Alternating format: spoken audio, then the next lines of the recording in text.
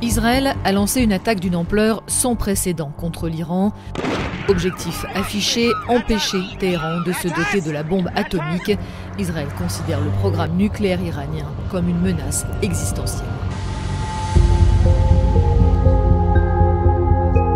L'Iran a considérablement augmenté ses capacités nucléaires ces dernières années et Israël et les Occidentaux, États-Unis en tête, soupçonnent le pays de vouloir fabriquer l'arme atomique.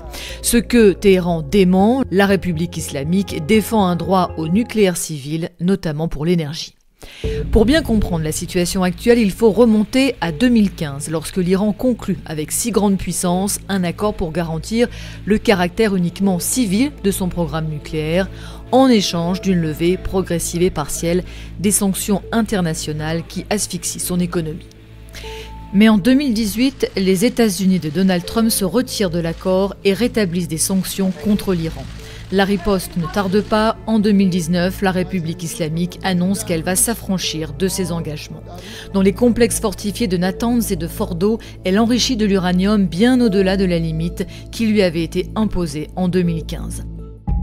Dans la nature, l'uranium est composé à seulement 0,7% d'uranium-235, celui qui est utilisé pour produire de l'énergie nucléaire.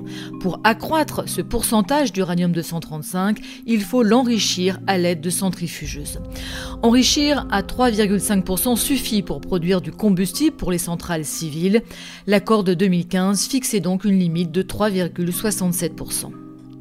Mais selon l'Agence internationale de l'énergie atomique, l'Iran disposait mi-mai de plus de 400 kg d'uranium enrichi à 60%. C'est aujourd'hui le seul État non doté d'armes nucléaires à enrichir de l'uranium à de tels niveaux qui n'ont pas de justification civile. Est-il pour autant vraiment proche de la bombe atomique ? Pour fabriquer de telles bombes, l'enrichissement doit encore être poussé jusqu'à 90%, mais passer de 60 à 90 est bien plus facile et rapide que passer de 0 à 3%. Si la République islamique enrichissait à 90% son stock d'uranium déjà enrichi à 60, elle aurait de quoi fabriquer plus de 9 bombes. Mais une fois la quantité d'uranium militaire produite, il lui faudrait encore, selon les experts, de longs mois pour parvenir à fabriquer l'arme nucléaire elle-même.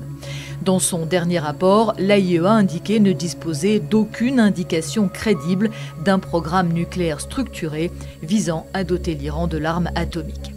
Mais le 12 juin, à la veille du lancement de l'attaque israélienne, elle avait, pour la première fois en 20 ans, voté une résolution condamnant l'Iran pour non-respect de ses engagements pris dans le cadre du traité sur la non-prolifération nucléaire.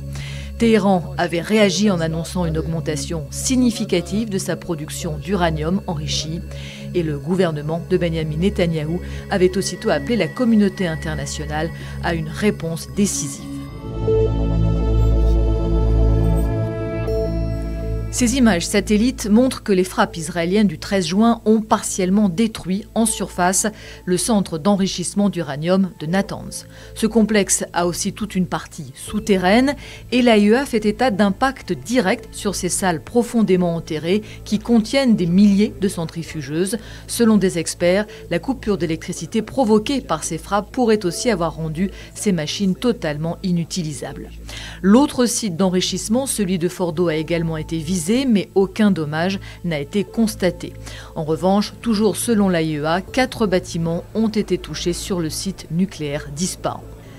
Selon plusieurs experts, Israël peut porter un coup sévère au programme nucléaire iranien, mais il est peu probable qu'il puisse le détruire sans l'aide militaire américaine. Il faudrait en effet des bombes extrêmement puissantes pour anéantir les usines souterraines d'enrichissement d'uranium. Difficile aussi pour Israël de réduire à néant les compétences acquises par l'Iran, même si 9 scientifiques spécialistes du nucléaire ont été tués dans les frappes de ces derniers jours. Seule certitude à ce stade, l'offensive israélienne a stoppé net les pourparlers sur le nucléaire iranien entre l'Iran et les États-Unis. Après Rome en mai, un 6e cycle de négociations aurait dû débuter le 15 juin à Oman.